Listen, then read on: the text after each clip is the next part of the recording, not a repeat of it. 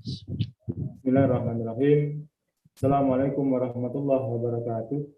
Alhamdulillahirabbil alamin. Wa bihi nasta'inu ala umuri dunya waddin. Wassalatu wassalamu ala asyrofil anbiya'i wal mursalin wa ala alihi wa sahbihi ajma'in, amma ba'du. Pemirsa, salam jumpa kembali di channel Abi Habitat Umat dan Sepuhan TV Jawa Timur. Pada hari ini Rabu 25 Agustus 2021 bersama saya Muhammad Abdullah. Sebagai info, acara ini juga disajikan langsung di channel Kasepuan TV. Sekitar 1 jam depan, kami akan menemani Anda mengulas topik paling menarik hari ini bersama narasumber yang berkompeten. Inilah fokus 60 menit. Pemirsa, dilansir dari laman Kumparan News 22 Agustus 2021, Densus 88 masih melakukan operasi besar-besaran di 12 provinsi. Terbaru 5 teroris berhasil ditangkap sehingga sudah diduga 58 teroris yang diamankan sejak operasi Kamis 12 Agustus lalu. Kabak Penum Divisi Humas Polri, Kombes Pol Ahmad Ramadan mengatakan 5 terduga teroris yang ditangkap tersebar di Sulawesi Selatan 1 orang dan Sulawesi Tengah 4 orang Jumat 28 Agustus. Ahmad menyebut 5 terduga teroris yang ditangkap merupakan anggota Jamaah Islamiyah atau JI. Mereka berinisial MT ditangkap di Sulawesi Selatan dan 4 lainnya berinisial AR, NL, PL, dan F ditangkap di Sulawesi Tengah. Juru bicara Badan Nasional Penanggulangan Terorisme (BNPT), Brigadir Jenderal Edwi Hartono mengatakan lembaganya bersama komunitas intelijen dan aparat penegak hukum terus mewaspadai potensi dampak kemenangan Taliban di Afghanistan terhadap kelompok radikal dan teroris di Indonesia. Edi mengatakan potensi risiko atas kemenangan Taliban itu tak boleh diremehkan. Edi mengatakan berkuasanya Taliban adalah masalah dalam negeri Afghanistan. Di sisi lain, kata dia, ada kekhawatiran bahwa jaringan teroris di Indonesia membingkai kemenangan Taliban di Afghanistan sebagai keberhasilan melawan hegemoni Barat. Bagaimana arah isu terorisme di negeri ini? Apa ada indikasi politisasi? Bagaimana tinjauan hukum dalam kasus ini? Pemirsa, kita insya Allah akan terhubung dengan Direktur El Harakah Center, Cak Ahmad Fatoni. Assalamualaikum warahmatullahi wabarakatuh. Waalaikumsalam warahmatullahi wabarakatuh. Sehat ya? Alhamdulillah, bil khair atas doa dari panjenengan dan para pemirsa semuanya. Mudah-mudahan kesehatan, perlindungan juga atas panjenengan dan semua pemirsa Kasepuan TV. Alhamdulillah. Insya Allah kita akan membahas apa yang kami diskusikan tentang terorisme dan seputar hubungan dengan Taliban, dan semoga ini bisa mencerahkan para pemirsa di 2 channel, di LPH maupun di Kasepuan TV. Kita langsung ke pertanyaan utama kita Fatoni ya. Oke, monggo. Kemenangan Taliban di Afghanistan telah melahirkan asumsi bahwa terorisme akan merak dari radikalisme. Kemudian lagi-lagi menjadi pihak tertentunya adalah Islam. Tanggapan Anda gimana? Ya, kalau Bismillahirrahmanirrahim, ini memang hangat ini ya, dalam sepekan terakhir ini memang kemenangan Taliban di Afghanistan ini menjadi trending topik ya, berita-berita di dunia ini ya, seluruh dunia ini. Tapi kalau kemudian ditarik ke negeri kita di Indonesia dengan dikaitkan dengan isu terorisme, ini tentu kalau bahasanya orang Jawa Timuran itu namanya Joko Sembung numpak becak, ra nyembung cak, begitu itu paling mantep itunya, ra nyembung cak sebenarnya ya, namanya Joko Sembung naik becak. Ini berarti disambung-sambungkan itu ya, dipaksa disambung. Iya, orang matuk ini, dan umat dan masyarakat ini kan tidak semakin bodoh kan, semakin pinter ya kan begitu. Dan informasi-informasi yang diperoleh juga berimbang, tidak hanya yang diperoleh dari pihak tertentu saja kan begitu, dari pihak-pihak yang anti terhadap kemenangan Taliban dan sangat sinis terhadap kemenangan Islam kan begitu ini.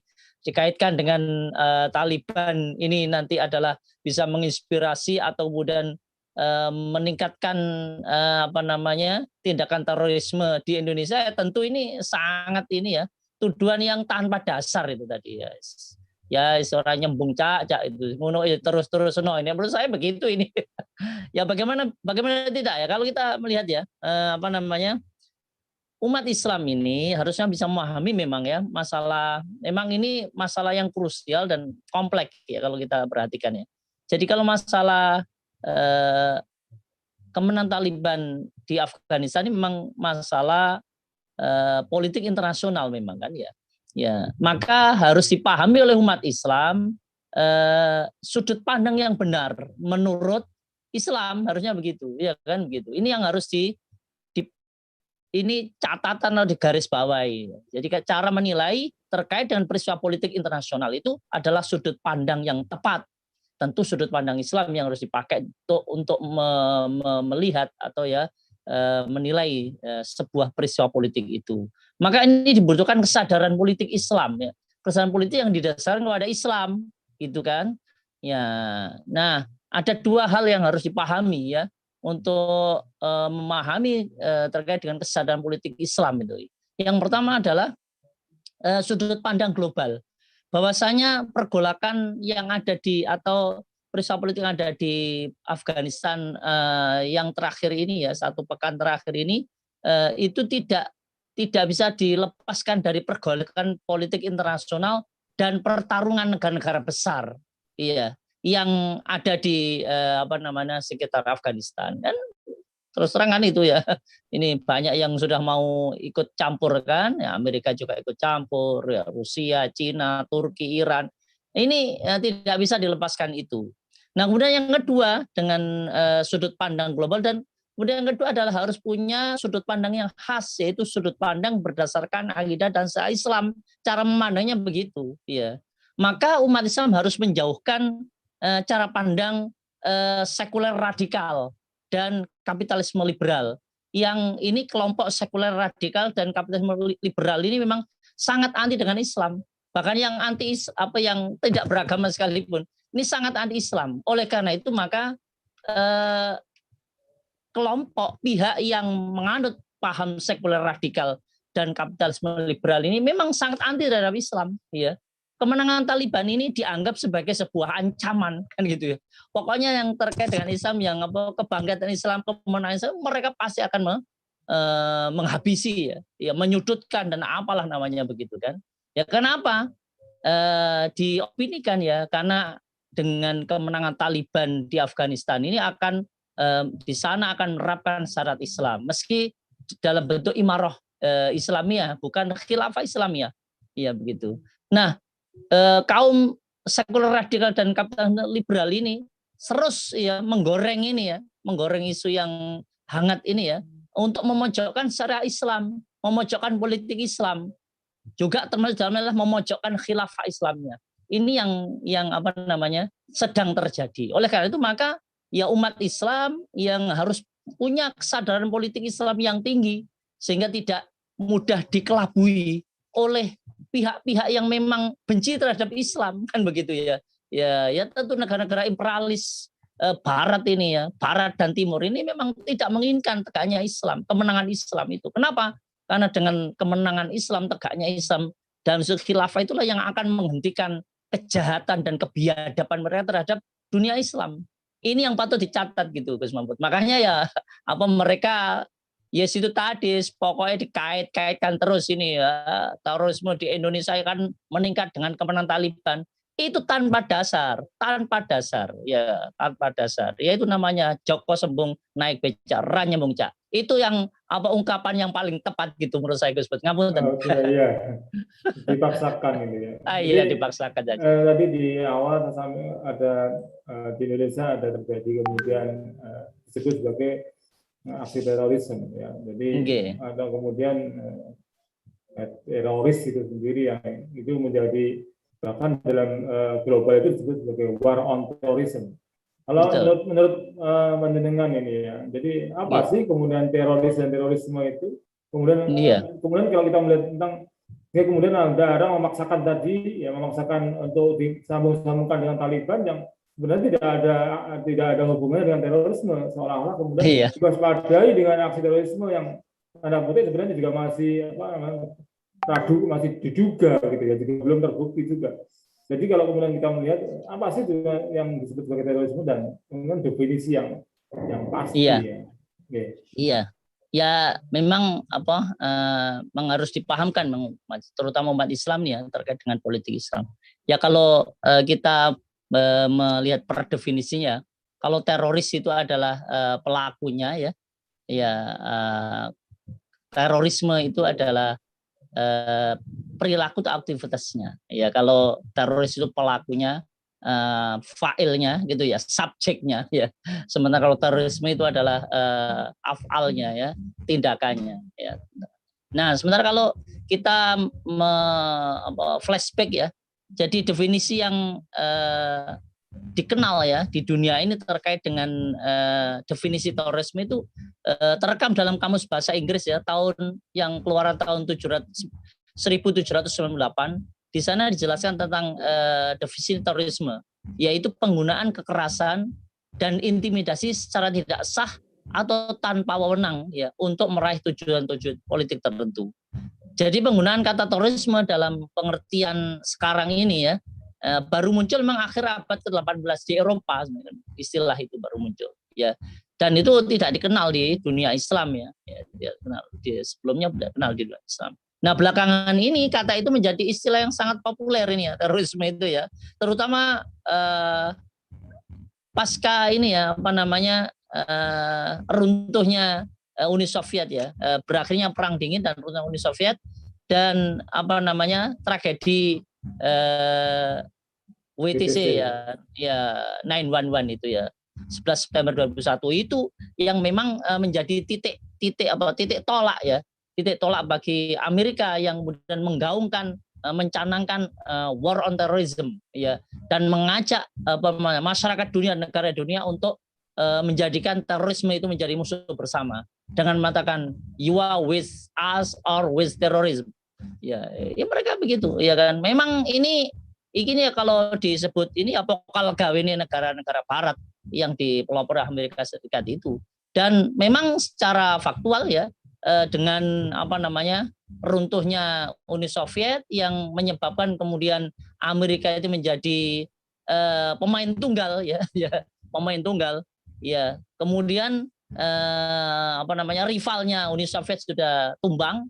Nah kemudian melirik bahwa ancaman sebenarnya ya kepentingan Amerika Serikat di dunia Islam khususnya kan dan di dunia pada umumnya itu adalah Islam dan umatnya ya, karena dengan Islam dan umatnya ini adalah dulu dalam sejarah yang pernah memimpin dunia ya kan begitu, dengan memimpin dunia dengan Islam ya yang itu selama lebih dari 13 abad lamanya. Itu yang ditakuti oleh Amerika. Kenapa? Ini akan menjadi bantu sandungan Amerika Serikat. Oleh karena itu maka sebenarnya war on terrorism itu sesungguhnya adalah war on Islam, perang melawan Islam, kan begitu ya. Oleh karena itu maka ini yang harus diwaspadai oleh umat Islam. Jangan mau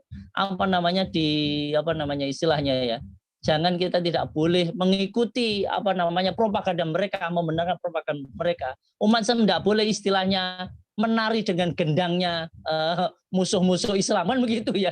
Kita itu harus bertindak berperilaku apa yang menjadi seharusnya menurut agama kita, bukan bagaimana pandangan Barat terhadap Islam ya. Istilahnya tadi itu tidak kita menari dengan tabuhan orang lain ya. Ini ya kebetulan ini malam ini di musola sebelah rumah ini ada sholawatan yang pakai terbangan ini ya kita tidak boleh ya orang lain yang nabuh gendang kita yang joget. Nah itu kan Pak ya, harusnya kan kita menciptakan sendiri kan gitu ya, langgam sendiri, ciptakan sendiri. Umat Islam harusnya mandiri itu ya dengan Islam itu. Nah oleh karena itu maka memang Barat ya terutama Amerika Serikat ini tidak menginginkan ya kembalinya Islam memimpin dunia kembali. Kenapa?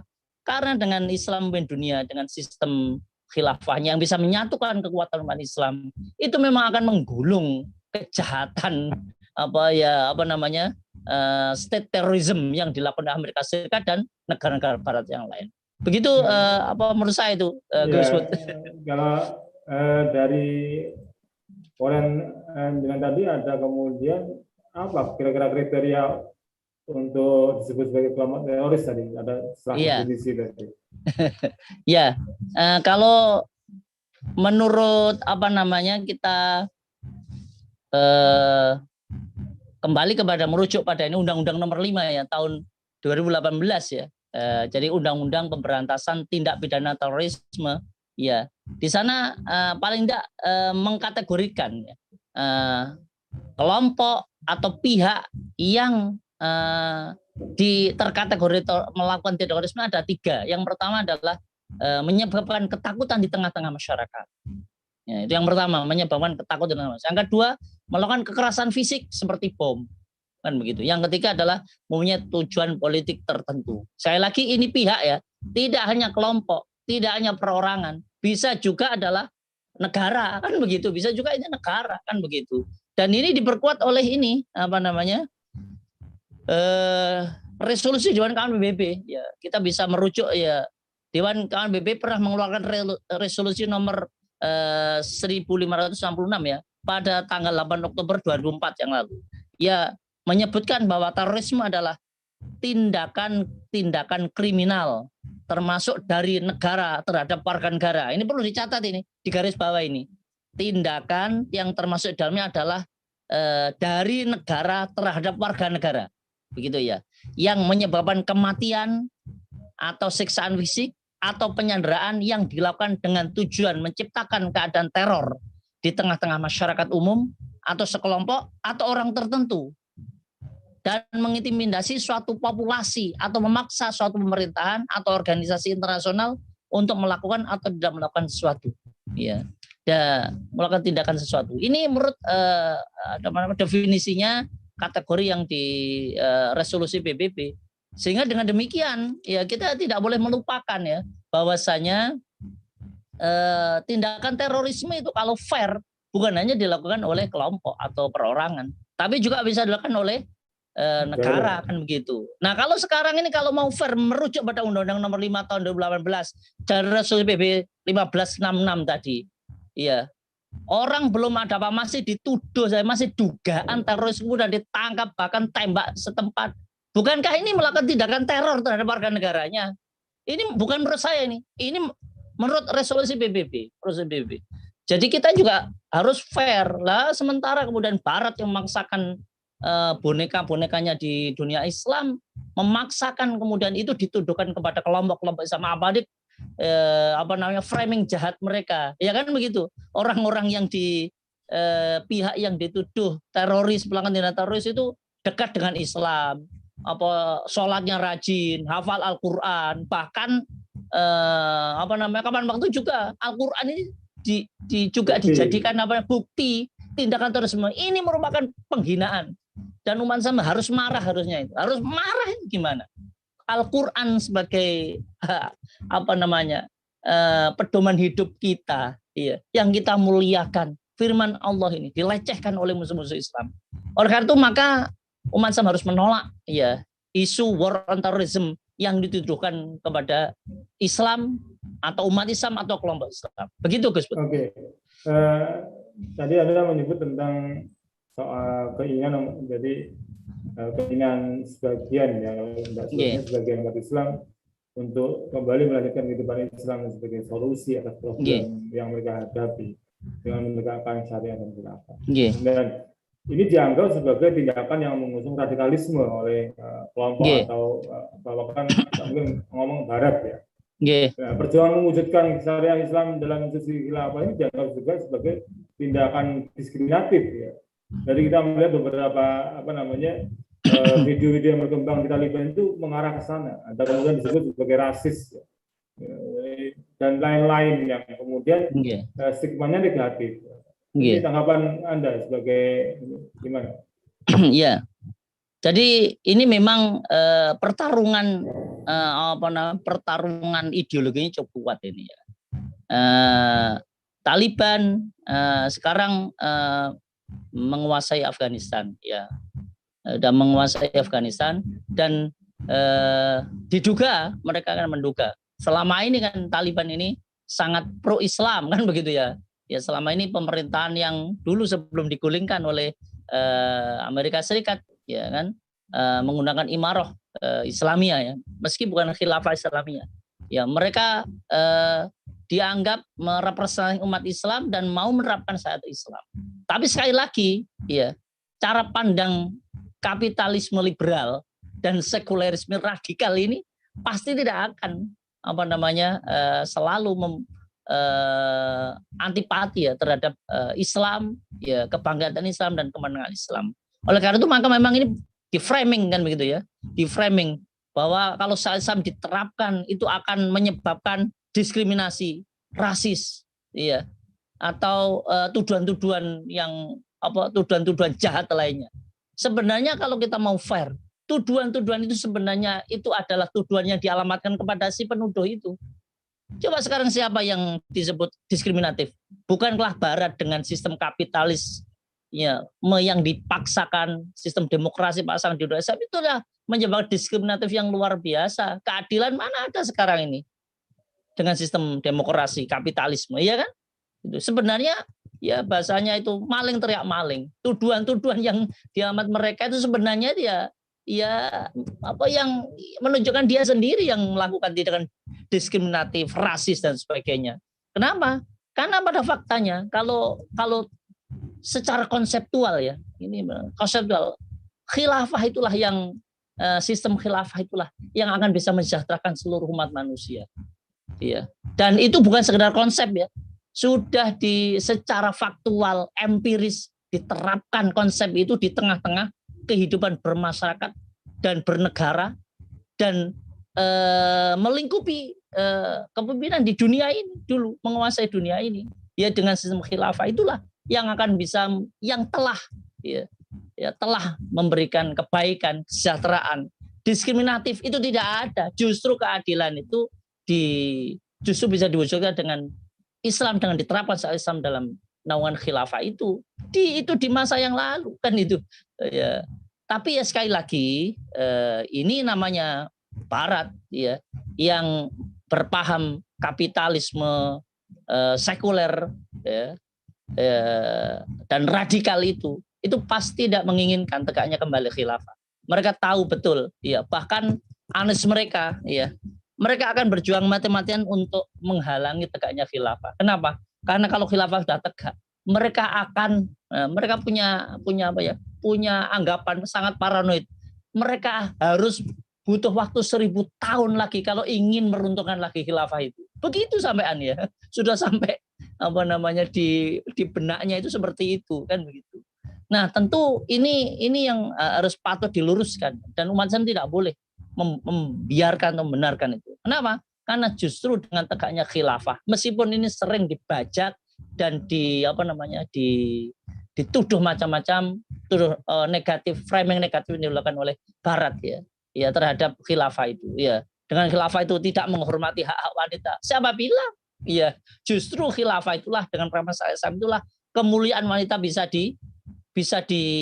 ditinggikan. Ini perintah dari Allah Subhanahu wa taala seperti itu. Sekarang katanya kemudian seperti media-media Barat itu sampai kemudian memberitakan ya bahwa seluruh penduduk Afghanistan itu tersiksa dengan permasalahan Islam. Coba bayangkan. Kata-katanya saja seluruh penduduk, setiap penduduk itu Afghanistan itu dalam beberapa hari ini ya, pemberitaan internasional oleh media-media Barat itu sampai setiap penduduk itu merasa keberatan diterapkan hukum syariat Islam karena tadi dianggap diskriminatif, rasis dan sebagainya.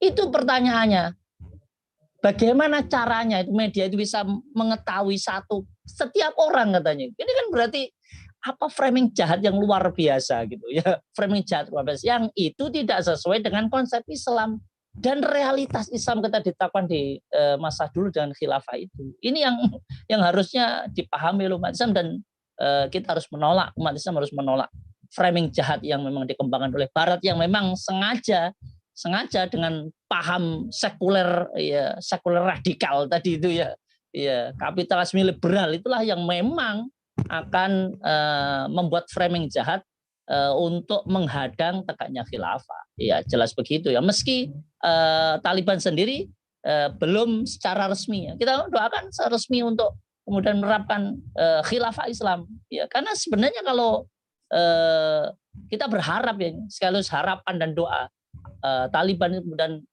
mengumumkan dan bahwa akan menerapkan khilafah Islamiyah ya dengan menerapkan secara kafah dan kemudian keamanan itu berada di tangan kaum muslimin dan menghentikan atau menolak setiap intervensi dari negara-negara imperialis, baik imperialis barat maupun imperialis timur. Itulah yang justru nanti akan bisa memperoleh dukungan dari seluruh umat Islam, dan kekuatan Islam itu akan menjadi satu dan punya kekuatan yang luar biasa. Dan ini yang ditakuti oleh barat dan timur, imperialisme barat dan timur. Kenapa? Karena dengan tegaknya khilafah itu jelas imperialisme barat dan timur akan gulung tikar ya, dan akan bunyi kalau bahasa orang Jawa bunyi runyam ya, akan dipecel ya seperti itu ya. Itu memang wajar mereka melakukan itu lah. Yang penting umat Islam ini harus terus tidak boleh terbawa ya permainan barat ya terhadap dunia Islam ini, termasuk kaitannya terkait dengan kemenangan Taliban di Afghanistan. Begitu menurut saya, Gus. Jadi sebegitunya ya kalau kita melihat tentang paranoid barat terhadap sistem khilafah. Oke, kita akan bergeser ke ajaran. Jadi kita melihat jihad fisabilillah yang kita juga pahami sebagai perintah dari Allah Subhanahu wa taala dalam Al-Qur'an. Dalam pandangan barat ini harus didefinisikan ulang. Jadi menurut barat ini. Jadi kita melihat paranoidnya barat. Kemudian dia juga sebagai perang telah menimbulkan trauma yang mendalam bagi barat. Kita melihat perang salib di dunia Islam dan barat itu kan berlangsung berabad-abad kalau dalam proses ini berjilid-jilid. Dia menunjukkan bahwa superioritas ya Muslim atas barat ini di eksis di dalam perang salib ini. Nah, itu juga telah menjadi hantu menakutkan. Ada yang mengatakan kalau tegaknya khilafah ini menjadi lonceng kematian tadi ya, imperialisme yang ada di barat dan timur. Dan kemudian mereka juga akan mencari cara untuk mengakhirinya. Bahkan dengan tadi melihatnya ada 1000 tahun untuk sampai ke sana. Untuk sampai ke sana lagi. Luar biasa. Masya Allah. Kalau ini sebenarnya bagaimana sih problem Islamophobia barat dalam konteks kekinian yang hari ini? Jadi Anda melihatkan sebegitunya ya paranoidnya. Jadi dalam konteks lebih luas Islamophobia dalam barat seperti apa? Iya, memang kalau kita melihat tadi ya flashback sedikit ya, jadi sebenarnya problem Islamophobia barat ya dalam konteks kekinian ini termasuk diantaranya adalah sekarang ini kan menguatnya opini tentang khilafah ini sudah mendominasi dunia, iya kan, dunia, termasuk di negeri kita ini. Hanya saja memang barat beserta kompradornya, ya. Para kaki tangannya di negeri kaum muslimin itu memang tidak rela. Kemudian umat Islam itu paham terhadap ajarannya, termasuk ajaran terkait dengan khilafah ini, ya kan? Termasuk diantaranya Barat juga tidak menginginkan ajaran jihad itu diterapkan atau diamalkan oleh umat Islam. Ya, termasuk diantaranya kalau kita perhatikan, ya kemenangan Taliban, ya. Selama 20 tahun menghadapi Amerika Serikat secara faktual, Amerika Serikat memang kalah telak sebenarnya, atau Amerika Serikat tidak pernah bisa menguasai secara penuh Afghanistan itu, ya kan? Apa penyebabnya? Satu yang utama penyebab, yaitu Islam. Iya, jihad fisabilillah itulah yang menjadi pendorong ya perjuangan Taliban dan kelompok-kelompok Islam yang lain ya untuk mengusir penjajah dari Afghanistan. Itu jangan lupa, itu spirit Islam dengan jihad fisabilillah itu. Termasuk diantaranya nggak boleh kita juga lupakan spirit jihad fisabilillah dari Islam, itulah yang dulu diserukan oleh para ulama. Itulah yang bisa mengusir penjajah di negeri kita ini, bisa mengusir penjajahan fisik di negeri kita ini, mengusir Belanda, mengusir Inggris, Spanyol, iya kan begitu ya, Portugis, termasuk juga dari Jepang. Itu apa spiritnya? Spirit Islam, yaitu jihad fisabilillah. Kenapa? Karena Islam itu menolak setiap imperialisme, setiap ketidakadilan yang dilakukan oleh para imperialisme barat itu dan timur. Nah, ini yang apa namanya? Tadi Gus Put sudah menyinggung ya. Jadi kurset perang salib yang di masa lalu itu telah membuat traumatik yang luar biasa kan gitu ya. Dan selama berjilid-jilid itu kurang lebih 2 abad gitu ya. Selama berjilid-jilid perang salib di masa yang lalu ya kan. Tahun 900 Masehi sampai 1100 Masehian itu ya. Dan itu dimenangkan oleh Mesir. Kenapa? Karena jihad fisabilillah ini yang itu tidak akan bisa dikalahkan oleh siapapun, iya kan Bu? Nggak bisa, termasuk oleh Barat. Dan ini tahu kuncinya kemenangan Islam itu adalah khilafah dan jihad ini. Oleh karena itu maka dalam konteks kemenangan Taliban di Afghanistan ini Islamofobia dimunculkan lagi. Jangan sampai kemudian khilafah dan kemudian jihad fisabilillah itu kemudian diterapkan atau dipakai oleh umat Islam. Ya, kalau bisa diaborsi ya, atau dibendung ya, atau dibuat framing jahat agar umat Islam itu menjauhi syarat Islam itu. Padahal kalau mau fair, itulah justru apa namanya? Khilafah Islam dulu yang bisa menyelamatkan umat manusia dari kejahatan imperialisme kuno ya. Kalau boleh disebut zaman Romawi dan Persia, itulah setelah Islam ya, setelah Islam menguasai dunia dengan khilafahnya itu kan begitu, dengan jihad fisabilillah itulah yang kemudian termasuk bisa membebaskan negeri-negeri kaum muslimin dari penjajahan Barat kan begitu, jangan penjajahan Barat, termasuk negeri kita. Jangan lupa negeri kita Indonesia juga dulu bisa merdeka dari penjajahan fisik itu karena apa? Karena semangat jihad fisabilillah yang selalu diserukan oleh para ulama. Ini yang apa namanya? Tidak dimaui oleh Barat ini kan gitu, akan diupayakan atau dibendung sekuat tenaga dan sebagainya itu, sehingga setiap upaya umat Islam untuk bangkit itu selalu akan di framing ya, itu membahayakan ya, itu akan memecah belah kan begitu ya, itu akan menimbulkan kerusakan dan sebagainya. Opini-opini negatif framing jahat itulah yang selalu dikembangkan oleh mereka. Nah, tapi yang penting umat Islam tidak boleh mengikuti framing jahat itu. Yang penting itu tidak boleh dan harus kembali kepada Islam ya, karena dengan Islam itulah yang akan membawa kebaikan bagi bukan hanya umat Islam, bagi seluruh umat manusia. Iya. Inilah memang yang ditakuti Barat ya. Apa yang menjadi ganjalan Barat itu adalah sebenarnya Islam. Iya. Sistem Islam dan jihad fisabilillah, syarat Islam itulah yang ditakuti Barat. Kenapa? Karena itu akan menjadi penghalang besar ya. Imperialismenya itu bisa gagal total ya ketika kemudian umat Islam itu mengambil khilafah sebagai sistem kenegaraan ya, jihad fisabilillah itu sebagai spirit ya untuk mempertahankan negerinya dari imperialisme Barat maupun Timur. Ya, dan kemudian menerapkan syariat Islam secara kafah ya, yang itu yang akan memberikan kebaikan ya, menjadi negeri yang baldatun thayyibatun wa rabbun ghafur di dalam negeri, dan kemudian menyebarkan Islam ke luar negeri ya, ke seluruh dunia dengan membawa kebaikan Islam, disebarkan, tidak memaksakan tapi disebarkan, didakwahkan. Itu yang ditakuti Barat. Ketika itu bisa dilakukan, tentu ya Barat tahu konsekuensi itu semuanya. Ya, Barat dengan imperialismenya akan gulung tikar, akan gagal total. Itu Gus Put.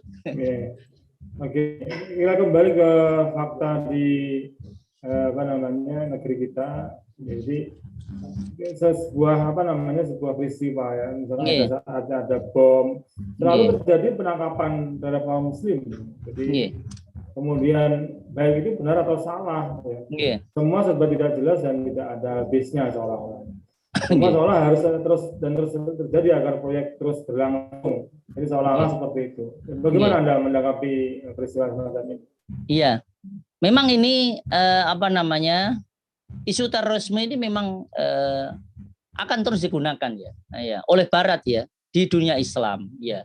Untuk apa? Untuk menghentikan atau untuk menghalangi ya, atau untuk menghadang ya semangat Islam ya, untuk mengembalikan Islam dalam tatanan kehidupan nyata ya, sistem Islam itu dalam kehidupan nyata.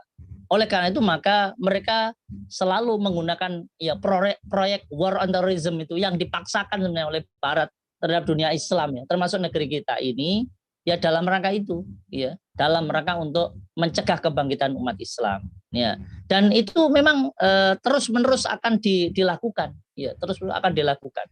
Ya, oleh karena itu maka namanya sebuah proyek ya. Mereka akan terus melakukan berapapun biaya, ya berapapun dana yang keluarkan akan digelontorkan sebanyak apapun mereka agar mereka target mereka berhasil, yaitu targetnya adalah menghalangi tegaknya khilafah ini. Dan memang kita sangat prihatin ya, sangat tidak setuju ya. Setiap ada dugaan tindakan terorisme, ya ada pengeboman, ya belum apa-apa sudah langsung kemudian di framing itu adalah pelakunya adalah kelompok Islam. Ya, kemudian di media di syuting pelakunya itu adalah yang taat beribadah, ya kan, selalu sholat jamaah, ya kan, ya kemudian muslimahnya yang menutup aurat dengan sempurna, bahkan pakai niqab cadar, di framing jahat begitu, seolah-olah orang yang berislam secara kafah yang taat itu adalah pemicu terorisme. Itu kan selalu memang dibuat begitu kan, saat begitu, ya kan gitu. Harusnya kalau memang benar-benar ini ya penguasa-penguasa di kampus internasional di negeri kita ini benar-benar mau melakukan tindakan mencegah tindakan terorisme, kalau memang benar-benar dia itu serius ya, iya fair gitu ya. Kalau memang ada pelaku yang diduga kuat melakukan tindakan terorisme, tangkap hidup-hidup, iya kan? Tangkap hidup-hidup dan kemudian silakan diadili sehingga jelas. Tapi tentu pengadilan yang fair, yang adil kan, ya, enggak ada tekanan-tekanan yang lain, kan begitu ya. Kalau adil, ya justru akan bisa terungkap apa motif pelakunya, ya kan begitu. Motif pelakunya apa? Bahkan bisa ungkap siapa otak di balik itu semuanya, agar bisa terungkap jelas. Coba kalau kemudian sekarang dengan Densus 88 dengan gaya koboinya begitu, ya kan, tembak di tempat, kalau udah ditembak mana bisa masuk pengadilan, mana bisa terungkap siapa, apa motif itu ya. Kalau memang diduga kuat ya motifnya apa itu pelaku tindakan terorisme itu, ya kan. Terus siapa otak di balik itu, nggak pernah terungkap itu. Memang nggak mau diungkap itu. Kalau terungkap ya, kalau diungkap secara fair, ya tentu ujung-ujungnya kan adalah negara-negara imperialis itu yang menjadi otaknya kan begitu. Dan itu nggak mau lah gitu. Lah umat Islam ini kan mulai sudah sadar sebenarnya. Cuma ini kesadarannya belum penuh gitu ya. Umat Islam baru kalau kesadaran yang penuh semuanya itu ya apapun yang diberikan barat ya, imperialis barat terhadap dunia Islam ya kan tolak mentah-mentah. Ini yang kita serukan kepada ini ya pihak aparat ya, jangan menurut saya tolong dihentikan framing jahat. Tindakan terorisme itu selalu dikaitkan dengan Islam. Padahal terkadang ada pengeboman setelah diketahui yang melakukan tindakan pengeboman itu adalah non muslim. Buru-buru kemudian dibuatlah pernyataan bahwa itu adalah tindakan kriminal biasa. Ya kan coba bayangin, jelas tidak fair namanya ini. Oleh karena itu maka isu terorisme itu tidak murni objektif, tapi itu adalah merupakan framing jahat. Proyek yang memang dicanangkan oleh negara imperialis itu di atas dunia Islam untuk apa? Menghentikan gerak langkah umat Islam, untuk menyatukan kembali umat Islam, untuk kembali kepada Islam dan untuk kebangkitan umat Islam, menyatukan Islam dalam sistem yang diwariskan oleh Kanjeng Nabi Muhammad SAW, yaitu sistem khilafah itu. Begitu Gus Bud. Ya. Jadi Anda menyebut tentang persoalan-persoalan terorisme ya, kemudian menyebut tentang peran Barat, kemudian tentang proyek dan apa sih sebenarnya kalau kita melihat tentang akar masalahnya itu dan kemudian bagaimana upaya untuk memotong akar ini. Itu kan seolah-olah kan tidak akan jadi terus-menerus gitu ya. Iya. Pasti ada akar masalahnya yang kemudian yang seharusnya kalau tadi misalkan soal pengadilan ya, seharusnya fair di muka umum ya, kita tahu seharusnya tidak tembak di tempat yang kemudian orangnya hidup kemudian ditangkap untuk diadili dan sebagainya. Sebenarnya kalau dalam perspektif ini apa sih akar masalahnya dan bagaimana cara memotong akarnya? Iya. Baik. Memang ini persoalan yang kompleks, Gus Bud. Kalau katakan persoalan yang kompleks, tapi bukan berarti kemudian umat Islam itu tidak bisa menghadapinya. Yang penting yang harus dipahami oleh kita, terutama umat Islam ya, bahwasanya akar masalah dari isu terorisme ini memang bukan berasal dari umat Islam, itu yang harus dipahami, ya kan? Akar masalah ya isu terorisme itu kalau tadi sudah disinggung di depan saya itu karena memang pertarungan ideologi, ya, yang sedang dimainkan oleh Barat atas dunia Islam. Jadi itu yang perlu dipahami. Jadi akar masalah utamanya itu adalah pasca runtuhnya Uni Soviet, ya blok timur itu, maka Amerika Serikat menjadi pemain tunggal di dalam melakukan imperialisme di dunia ini. Ya. Dan Amerika Serikat paham betul, ya, yang akan menghadang imperialismenya atas negeri-negeri dunia ketiga, termasuk dalamnya mayoritas negeri kaum muslimin, itu adalah ya umat Islam dan syariat Islam itu. Kenapa? Karena jelas Islam dan syariatnya itu jelas menolak setiap ketidakadilan. Ya, imperialisme itu adalah tindakan kejahatan besar dan itu adalah sumber ketidakadilan. Jelas itu ditolak oleh syariat Islam dan umat Islam, kan begitu. Mereka tahu. Oleh karena itu maka Barat ya, terutama Amerika ini kemudian membuat skenario, membuat drama sandiwara. Bagaimana agar kemudian program war on terrorism itu bisa bisa diterima oleh dunia, kan begitu ya. Akhirnya dibuatlah namanya itu tragedi 9/11 itu. Dan itu sudah terungkap sendiri, ya kan. Para ahli mengungkap bahwa 9/11 tragedi 9/11 itu adalah pokal gawe ini Amerika Serikat sendiri, dan itu bukan kita ya, itu para pakar-pakar Barat sendiri yang mengungkapkan. Ya, 9/11 itu ternyata itu adalah pokal gawe, tahu ya pokal gawe, istilah Reja itu pokal gawe. Itu skenario, ya, sutradaranya mereka gitu ya. Saudaranya mereka, ya. Dengan sudah banyak yang meneliti kan itu ya. Ya ternyata kemudian itu ternyata ya sandiwara. Tapi Amerika ya sandiwaranya itu luar biasa. Mengorbankan 3.000 yang meninggal dunia itu ya nyawa 3.000 bagi Amerika itu gak masalah lah. Wong umat Islam yang ada di Irak, Afghanistan kalau dihitung sampai hitungan jutaan, mereka anggap enggak apa-apa kan begitu ya. Iya, enggak apa-apa. Jadi sebenarnya itu pertarungan ideologi yang kemudian pertarungan ideologi itu harus diimplementasikan dalam sebuah proyek. Nah, proyek itu proyek war on terrorism. Tentu proyek war on terrorism itu tidak akan laku kalau kemudian tidak dibuatlah suasana, dibuatlah ciptakan situasi dan kondisi yang akan bisa diterima oleh dunia kan gitu. Itulah diciptakan tadi adanya tragedi 9/11 itu. Yang sebenarnya targetnya yang mengajak dunia itu untuk terorisme itu menjadi musuh bersama, ya war on terrorism itu. Dan itulah benar skenario dibuat. Nah, setelah itu tidak cukup di situ, ya.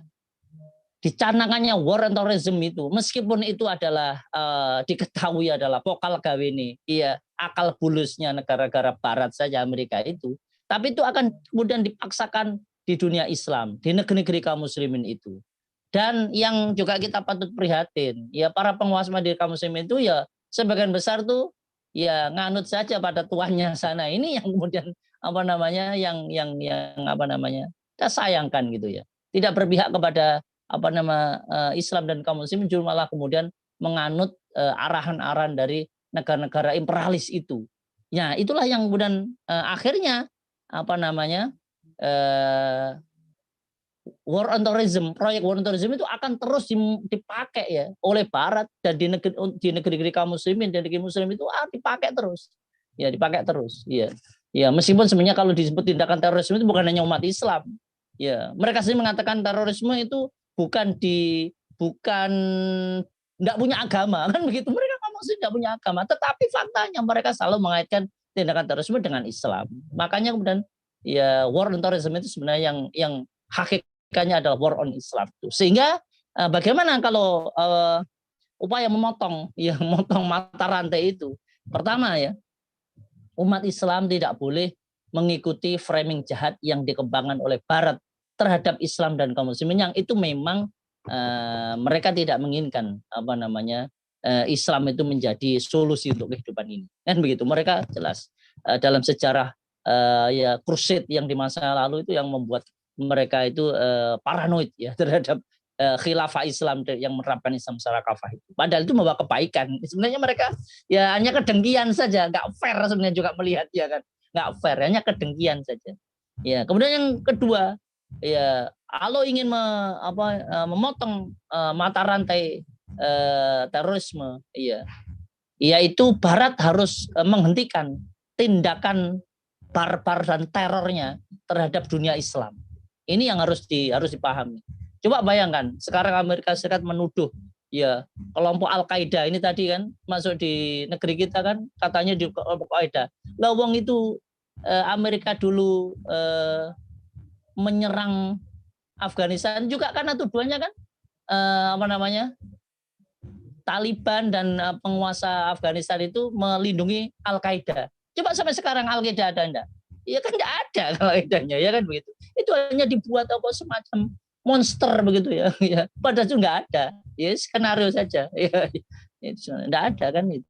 Ya, harus menghentikan tindakan terorisme negara ya, state terrorism yang dilakukan oleh Amerika dan Barat atas dunia Islam. Harus dihentikan kalau ingin menghentikan memotong mata rantai terorisme yang ada di dunia ini. Ya, yang mereka tuduhkan kepada Islam. Yang ketiga yang enggak kalah penting untuk mengikis habis tindakan terorisme yang sampai ke akar-akarnya, termasuk terorisme negara ini ya yang dilakukan oleh Barat atas dunia Islam ini. Coba bayangkan, tidak pernah disematkan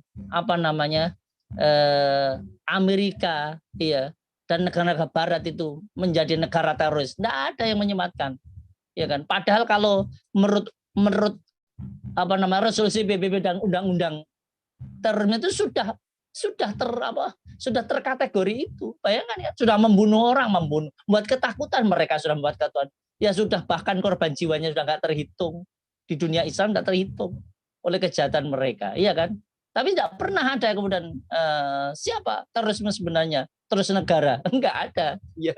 Ya, ini yang harusnya juga dipahami oleh semuanya. Jadi kalau ingin Barat harus bersikap adil terhadap Islam, hentikan tindakan teror terhadap dunia Islam. Dan kemudian yang berikutnya tadi yang secara mendasar, kalau ingin terorisme itu hilang seakar-akarnya, umat Islam harus membuat arus baru. Ini yang penting ya, umat Islam harus membuat arus baru, tidak boleh menari dengan gendang orang lain. Umat Islam harus punya agenda sendiri. Untuk apa? Untuk membuat arus baru, mewujudkan kembali superpower dunia. Ya, superpower dunia. Ya, superpower dunia Islam, yaitu khilafah Islam itu. Ya, yang itu nanti yang akan menghentikan ya tindakan state terrorisme, ya,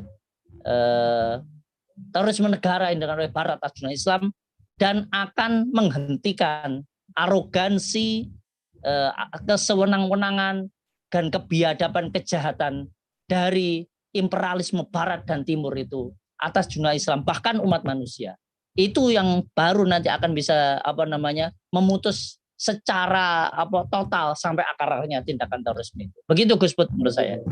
Ya, kalau kita melihat tentang pelaku terorisme itu yang paling efektif ya nation terrorism ya, yang mereka melakukan dengan secara masif dan korbannya juga sekali tepuk itu ya bisa sangat banyak kan gitu. Nah, kembali pada proyek kontra terorisme dan kontra radikalisme yang kita juga melihat melahirkan masalah baru dan perlawanan ya. Minimal orang-orang yang kemudian dikategorikan ya keluarga mereka segala macam. Kemudian kita juga melihat proyek yang dilakukan dengan cara ini dengan hard power maupun soft power. Dan kita juga melihat tentang dari peristiwa atau proyek ini juga melahirkan undang-undang terorisme. Nah, menurut Anda tentang penolakan kemudian perlawanan itu bagaimana? Iya, baik. Memang umat Islam sekarang sebagian besar sudah mulai terbuka tadi itu.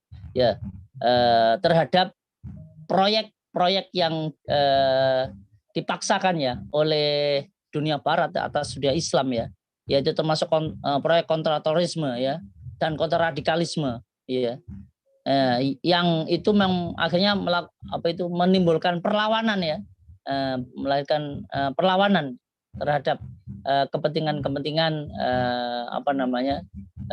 barat ya di dunia Islam itu. Nah, ini kalau menurut saya ya, baik cara yang hard power ataupun soft power itu sebenarnya mereka menerapkan sesuai dengan objek yang ada, ya kan begitu ya. Terhadap proyek kontraterorisme menggunakan hard power ya dengan kekerasan dan sebagainya, itu biasanya diterapkan bagi wilayah-wilayah ya yang memang tidak punya tidak punya latar belakang untuk bangkit menjadi sebuah superpower dunia. Ya, enggak punya sejarah menjadi bangsa yang besar, kan begitu ya. Tidak menjadi bangsa yang besar. Ya, ini biasanya diterapkan di negeri-negeri Afrika ya. Biasanya langsung dengan proyek kontraterorisme ya, langsung dilakukan tindakan yang tindakan militer biasanya, langsung tindakan militer. Ya begitu, dan militer ya tujuannya jelas ya gitu ya. Tindakan militer menguasai negara itu atau menempatkan boneka di negara itu dan untuk mengeruk kekayaan di negara itu. Kalau boleh kita boleh kita kategorisasi, faktor utama dalam penjajahan imperialisme adalah yaitu tadi mengeruk kekayaan sebesar-besarnya untuk kepentingan negaranya, kan begitu ya. Ya di mana-mana faktanya memang secara faktual negeri kaum muslimin itu adalah negeri-negeri yang memang secara sumber daya alam punya kekuatan punya sumber daya alam yang melimpah, kan begitu ya. Baik di permukaannya, apalagi di dalam perut buminya, ya kan begitu. Dunia Islam ya, Timur Tengah itu menurut data itu deposit minyak buminya itu 50% dunia itu di Timur Tengah, kan begitu ya. Di Timur Tengah dan sebagainya. Makanya kemudian itu diperebutkan oleh negara-negara imperialis itu, kan begitu. Nah itu biasanya digunakan dengan cara bagi wilayah-wilayah yang kemudian dulunya itu ya tidak punya sejarah menjadi negara besar ya, itu biasanya langsung dengan kekuatan militer, dengan hard power. Tapi kemudian kalau wilayah-wilayah negeri kaum muslimin yang punya sejarah menjadi bangsa yang besar dulu dalam naungan khilafah, biasanya dengan menggunakan soft power itu. Apa itu? Ya dengan dengan menanamkan, menyebarkan ideologi kapitalismenya. Ya, baik itu dengan menawarkan kesetaraan gender, emansipasi wanita dulu, kan gitu. Dengan macam-macam proyek ya, proyek-proyek yang sifatnya ini intelektual ya. Tapi sebenarnya mereka adalah racun yang ditebarkan atas dunia Islam, kan begitu ya, dengan soft power. Termasuk diantaranya adalah memaksakan kurikulum ya. Ya sekarang ini kurikulum di negeri kaum muslimin juga dipaksakan untuk mengubah kurikulum yang sudah fix, yang dulu turun temurun dari para pendahulu kita yang dulu pernah mencapai kejayaan. Ini dipangkas ya, diganti dengan kurikulum buatan Barat yang dipaksakan atas dunia Islam. Kan sekarang itu juga kurikulumnya juga di dunia Islam juga ala Barat, kan begitu ya. Ya termasuk diantaranya yang meskipun ditolak keras oleh kaum muslimin, kan, termasuk misalnya ajaran jihad tidak boleh diajarkan di madrasah-madrasah. Uang itu ajaran Islam tidak boleh. Uang itu didokumentasikan oleh para ulama di hasanah, di kitab-kitab ya, baik kitab-kitab yang salaf maupun yang kontemporer, kan begitu ya. Ya itu mau dipangkas sampai sejak boleh diajarkan ya.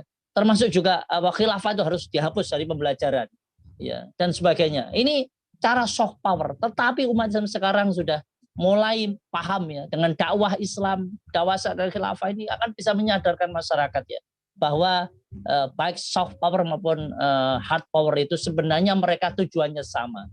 Ya, tujuannya sama. Proyek kontraterorisme itu adalah dalam rangka untuk menguasai kaum muslimin, mencegah kembalinya kebangkitan umat Islam, mencegah tegaknya khilafah itu. Ya, maka umat Islam harus menolak ya setiap upaya termasuk proyek kontraterorisme ya kontraradikalisme di dunia Islam ini. Begitu Gus Bud. Terakhir ini, kalau kita melihat tadi ada juga dari peristiwa kontraterorisme itu ada undang-undang. Apakah kemudian undang-undang ini juga menjadi alat represi kekuasaan untuk melakukan tekanan? Ya, memang benar ya. Sekarang ini ya war on terrorism di dunia Islam ini ya sudah diformulasikan dalam bentuk undang-undang yang ada diratifikasi oleh di negara-negara di dunia, termasuk di antara di negeri-negeri kaum muslimin ya, termasuk di negeri kita kan ya undang-undang terorisme. Tetapi sekali lagi undang-undang terorisme itu sangat kental agenda di balik itu semuanya, ya kan. Sekali lagi ini tidak boleh dilepaskan dengan faktor utamanya adanya perang melawan terorisme, war on terorisme itu. Itu kan karena perang ideologi, ya perang yang dicanang oleh Barat terhadap dunia Islam kan begitu ya. Nah sekarang ini undang-undang terorisme yang ada di negara muslim ini memang dijadikan alat ya untuk kemudian alat untuk menekan pihak-pihak yang kontra terhadap Barat maupun kontra terhadap kepentingan Barat di dunia Islam, ya kan, dengan undang-undang terorisme ini. Kenapa? Karena undang-undang terorisme ini ya tadi ya bisa dimainkan sedemikian itu menjadi pasalnya pasal karet, bisa ditarik sana dan tarik sini kan begitu ya. Ya termasuk diantaranya ya kalau tindak terorisme itu boleh ya Densus 88 diberi kewenangan untuk langsung menembak di tempat dan sebagainya. Sementara kejahatan yang lain yang lebih jahat ya, tindakan separatisme, apakah separatisme yang ada di Papua, ya di Maluku Selatan maupun di Aceh, itu sepertinya kemudian tidak diapa-apakan istilahnya, tidak adil gitu dalam penanganan itu, iya kan? Padahal mereka yang pelaku tindakan separatisme itu sudah mengangkat senjata, sudah membunuh banyak korban, menyandera pihak keamanan, aparat begitu ya, dan telah melakukan tindakan-tindakan kejahatan yang termasuk kejahatan terorisme tadi ya, telah menyebabkan ketakutan dengan masyarakat, melakukan kekerasan fisik dan mempunyai tujuan politik tertentu. Itu sebenarnya mereka sudah terkategori, tapi ini kan tidak digunakan. Kenapa? Karena kelompok-kelompok separatisme itu kan di belakangnya juga kekuatan imperialisme Barat dan Timur. Makanya kemudian para penguasa di kaum muslim itu tidak berani bertindak tegas. Nah kemudian akhirnya dengan melalui undang-undang terorisme ini kemudian menjadi alat represif terhadap kelompok-kelompok yang mereka tuduh kelompok-kelompok Islam yang memang kelompok Islam itu dengan spirit Islam itu kan memang menolak imperialisme, menolak penjajahan dalam bentuk apapun, baik penjajahan fisik maupun penjajahan ekonomi maupun politik ya, penjajahan modern, penjajahan ekonomi dan politik ya, maupun penjajahan fisik ya, penjajahan gaya lama. Oleh karena itu maka ini bisa diduga kuat ya, undang-undang terorisme ini menjadi alat represi ya bagi Barat dan juga bagi kaki tangannya di dunia Islam ini untuk apa? Ya untuk melawan setiap kelompok, setiap pihak yang akan merugikan kepentingan imperialisme Barat dan Timur di dunia Islam. Ini memang terjadi dan itu fakta di lapangan menunjukkan hal itu. Gitu Gus Bud menurut saya. Terima kasih ini sudah hadir di channel kami. Semoga ini bisa memberikan wawasan dan pandangan-pandangan di masyarakat sehingga kemudian masyarakat menjadi tercerahkan, dan tentu kita menginginkan dari sini sebuah proses ya, kesadaran dalam melihat sebuah fakta untuk disikapi secara Islam. Semoga Allah menjaga pendengar dan keluarga. Amin. Bertemu kembali di dalam acara-acara di Kasepuan dan Biabita Umat berikutnya. Amin. Amin Baik, insyaallah. pemirsa channel Habib Tauman Jawa Timur dan channel One TV. Semoga Anda mendapatkan banyak manfaat dari acara kami. Sampai bertemu lagi di channel yang sama. Jangan lupa subscribe dan like dan klik tombol lonceng di bawah ini. Akhirnya saya Mahmud Abdullah bersama kru yang bertugas undur diri. Assalamualaikum warahmatullahi wabarakatuh.